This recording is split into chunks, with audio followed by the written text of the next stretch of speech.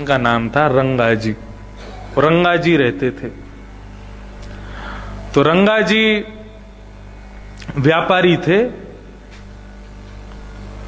उनके यहां पर एक कर्मचारी काम करता था, वो बहुत बड़ा पापी था।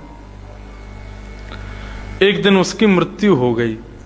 इतना बड़ा पापी था कि मृत्यु होने के बाद जब वो यमराज के यहां गया नरक में, तो उसको यमदूतों का स्वामी बनाया गया।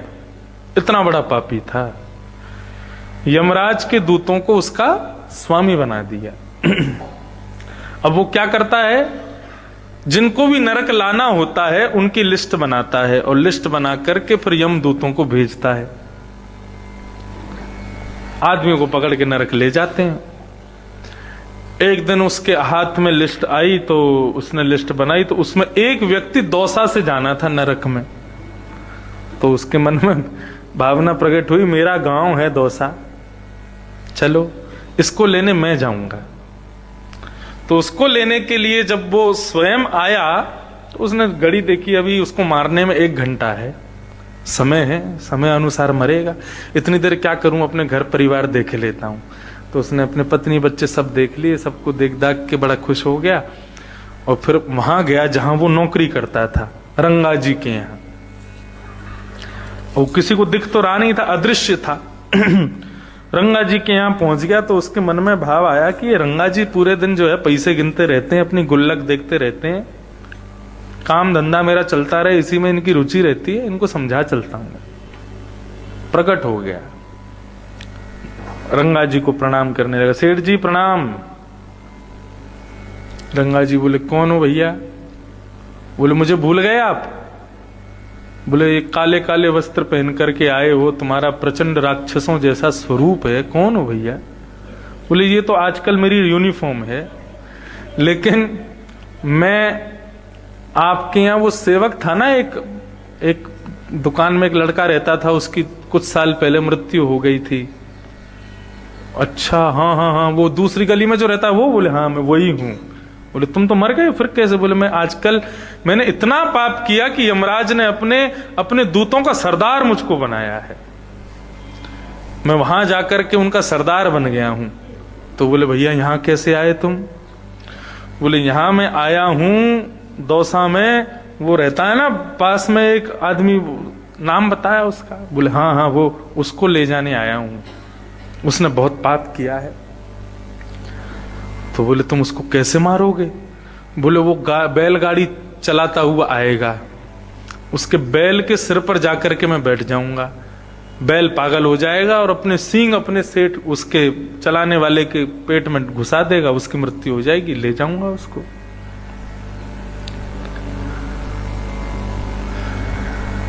तो बोले भैया तुम मेरे पास क्यों आए हो? बोले प्रभु मैं आपके पास इसलिए आया हूं कि आपको बता चलूं कि मैं आपके यहां एक दिन सेवक था, आपके यहां काम करता था, नौकरी करता था, लेकिन जीवन में कभी सत्संग नहीं मिला। और क्योंकि आप भी सत्संगी नहीं थे, तो आपने कभी मुझसे कहा भी नहीं सत्संग करने के लिए। सत्संग यदि मिल जाता तो आज मैं स्वर्ग का, शायद स्वर्ग के दूतों का स्वामी होता, लेकिन मैंने कभी सत्संग नहीं किया, कभी भजन नहीं किया, कभी भगवत स्मरण नहीं किया। उसके परिणाम स्वरूप मैं नरक में पहुंच गया। तो मेरे मन में आया कि जब दौसा में मैं किसी को पकड़ने के लिए आया हूं, तो कम से कम अपने सेठ जी को बता चलूं कि कल को यदि यही गुल्लक गिनते गिनते यदि आपके प्राण निकल गए ना, तो आपको भी नरक आना पड़ेगा। और फिर वहां जब मैं आपको सोटा मारूं तो मुझसे ये मत कहना कि अरे तूने तो मेरे यहां नौकरी करी थी।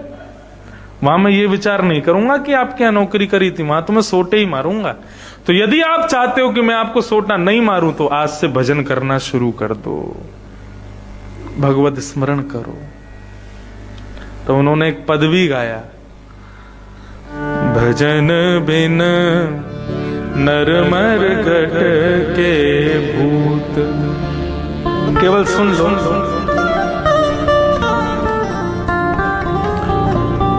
भजन बिन नरमर घट के भूत। भूत कौन बनता है? बोले जो भजन नहीं करता वही भूत बनता है। श्यामा श्याम रटे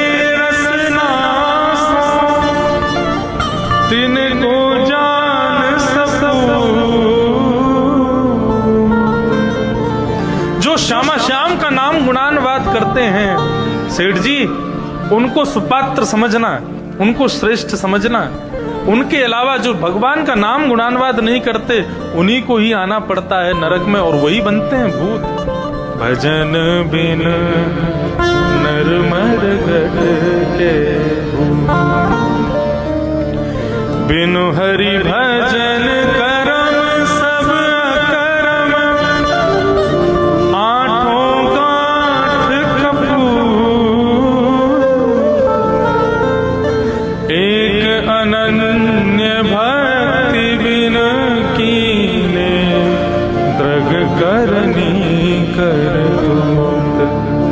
भजन बिन नर मर गए, बिनु हरि भजन कर्म सब अकर्म।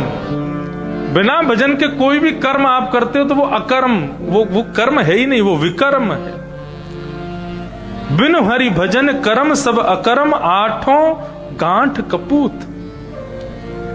भजन बिन नर मर गट के भूत। निस दिन करत कपट छलबाजी, समझे नाही तू। सरस माधुरी अंत काल में, सरस माधुरी अंत काल में, मारेंगे यमदूत। भजन बिन रस माधुरी अंत काल में मारेंगे यमदूत। भजन बिन नर मर गट के भूत। इसलिए भैया भजन करो, भगवान का स्मरण करो, भगवान का दर्शन करो, भगवान की कथा सुनो, भगवान का भजन कीर्तन ये सब करते रहो। इसलिए जीवन में फिर कभी नरक का मुख ना देखना पड़े, यमदूतों का मुख ना देखना पड़े। इसलिए भगवान देवभूति माता से कहते हैं, मैया मुझे अति प्रिय हैं मेरे कौन? निर्गुण भक्त, जो केवल मेरी भजन में रुचि रखते हैं, मेरे दर्शन में रुचि रखते हैं, मेरी कथा में रुचि रखते हैं। जो भगवान की कथा दर्शन आदि में रुचि रखते हैं, वो मृत्यु के बाद भगवत स्वरूप हो जाते हैं। और जो भगवान की कथा भजन आदि में रुचि नहीं रखते, वो मरने के बाद भूत बन जाते हैं। इसलिए हम सब लोग बच गए भूत बनने से। अब हम भूत नहीं बनेंगे, क्योंकि ठाकुर जी की बड़ी कृपामयी कथा हमको प्राप्त है। इस वृंदावन धाम में कथा सुनने का अवसर मिल रहा है, ठाकुर जी के दर्शन करने का अवसर मिल रहा है। भूत तो नहीं बनेंगे। देवभूति माता को भगवान कपिल ने ज्ञान उपदेश किया, बहुत सारा कुछ आगे बताया गया। सबको प्रणाम करते हुए अंत में भगवान ने देवभूति माता से पूछा, माँ मैंने आपने प्रत्येक प्रश्न का उत्तर दिया, आपने उसका निष्कर्ष क्या समझा, आपको क्या समझ में आया, मुझे बताइए। तब माता देवभूति कह रही हैं, अहो वत्सपचोतो गरिया यज्जिह्वक्रे वर्तते नाम तुभ्यं ते पुस्तपस्ते जो स्वस्नेरार्या ब्रह्मानुचो